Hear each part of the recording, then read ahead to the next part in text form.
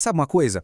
Todo mundo sente medo. Mas e se o medo não fosse um inimigo para a gente derrotar? Nessa nossa análise, a gente vai explorar uma ideia muito poderosa, a de que cada medo que a gente sente é, na verdade, uma mensagem secreta, quase como um mapa, sabe? Mostrando exatamente onde a gente precisa crescer. Essa é a pergunta que vai guiar toda a nossa conversa. A proposta é bem ousada. E se cada um dos nossos medos mais básicos não fosse um sinal para a gente recuar, mas sim um GPS apontando para uma área da nossa vida que está pedindo, implorando por desenvolvimento? Vamos investigar isso juntos? O nosso roteiro é bem claro. A gente começa descobrindo o que está por trás do medo. Depois, vamos dar uma olhada de perto em cada um dos 6 medos básicos. Aí, a gente investiga por que é tão difícil se livrar deles e, finalmente, vamos ver qual é o caminho para transformar cada medo em um verdadeiro guia. Então vamos lá. Qual é a raiz do medo? Pela perspectiva da virtologia, ele nunca é por acaso. Pensa no medo como se fosse uma febre. A febre não é a doença em si, né? Ela é um sintoma, um sinal bem claro de que alguma coisa, lá dentro, está fora de equilíbrio. E é aqui que a gente encontra a origem desse desequilíbrio. O medo cresce forte quando a nossa segurança depende do que está do lado de fora, das coisas que a gente tem, das pessoas, das opiniões alheias. A verdadeira solução, então, é uma mudança de foco. Em vez de tentar controlar o que é incontrolável afora, a gente começa a cultivar virtudes aqui dentro. É basicamente trocar a segurança frágil de fora pela estabilidade sólida de dentro. Agora sim, vamos decodificar os 6 medos fundamentais, um por um. Cada um deles é como um estudo de caso, que revela uma necessidade humana muito profunda e, ao mesmo tempo, aponta para as virtudes que estão faltando. Vamos ouvir o que cada um tem a dizer. O primeiro é o medo da pobreza, que está ligado à nossa necessidade de segurança material. Mas olha, esse medo vai muito além da falta de dinheiro. Ele mostra uma dependência do mundo externo para se sentir com valor. A pessoa sente que ela é o que ela tem. O antídoto para isso é desenvolver responsabilidade, perseverança e a capacidade de ser útil para os outros. Essa imagem é perfeita, né? Confiar só nos bens materiais é exatamente isso. Construir a sua casa no terreno de outra pessoa, vivendo com aquele medo constante de ser despejado. Por outro lado, cultivar virtudes como responsabilidade e utilidade é construir no seu próprio terreno. A segurança deixa de ser algo que você busca e vira uma consequência natural de quem você é. O segundo medo é o da crítica. Ele nasce da nossa necessidade de pertencer, de ser aceito. Mas a raiz mais funda dele, como a gente vê aqui, é a vaidade. Quando a vida começa a girar em torno da aprovação dos outros, a gente perde a conexão com a nossa própria verdade, com quem a gente realmente é. Viver buscando a aprovação dos outros é exatamente isso. Deixar que estranhos decorem a nossa casa por dentro. O espaço que deveria ser nosso acaba refletindo o gosto deles. Cultivar virtudes como a humildade e a individuação é, finalmente, pegar as rédeas e se tornar o designer do nosso próprio interior, preenchendo ele com os nossos valores. O medo da doença, ele surge de um foco excessivo no corpo físico. A gente se esquece que o corpo é um veículo, não o destino final.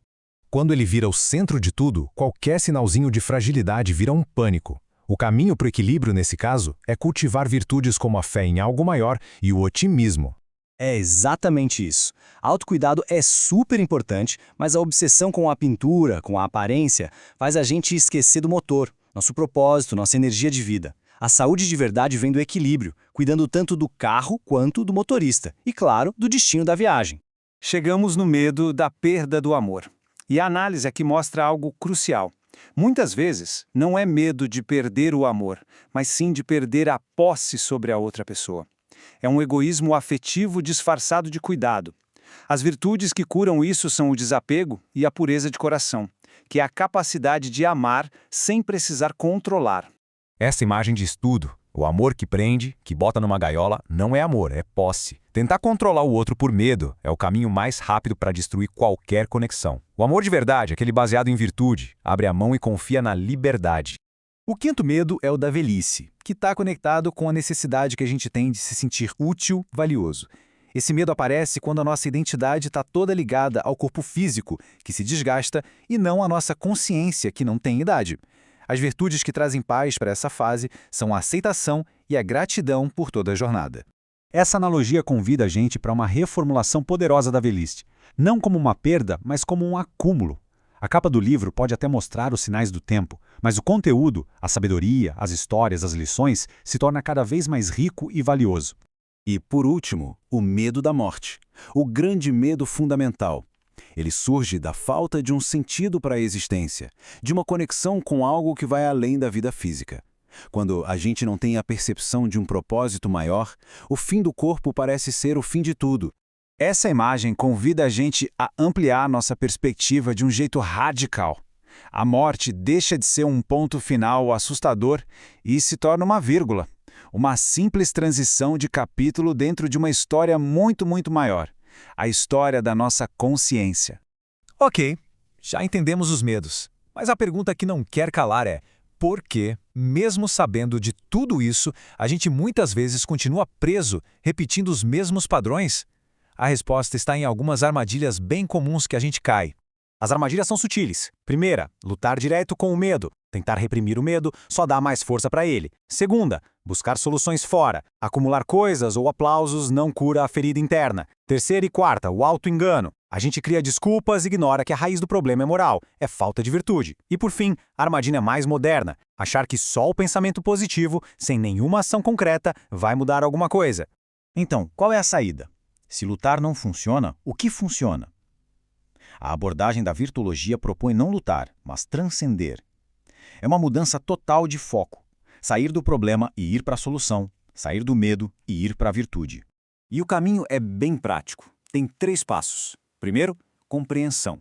Entender de uma vez por todas que o medo é o efeito, não a causa. A causa é a falta de virtude. Segundo, observação. Acompanhar seus pensamentos e emoções sem se julgar. E o terceiro, que é o pulo do gato, ação.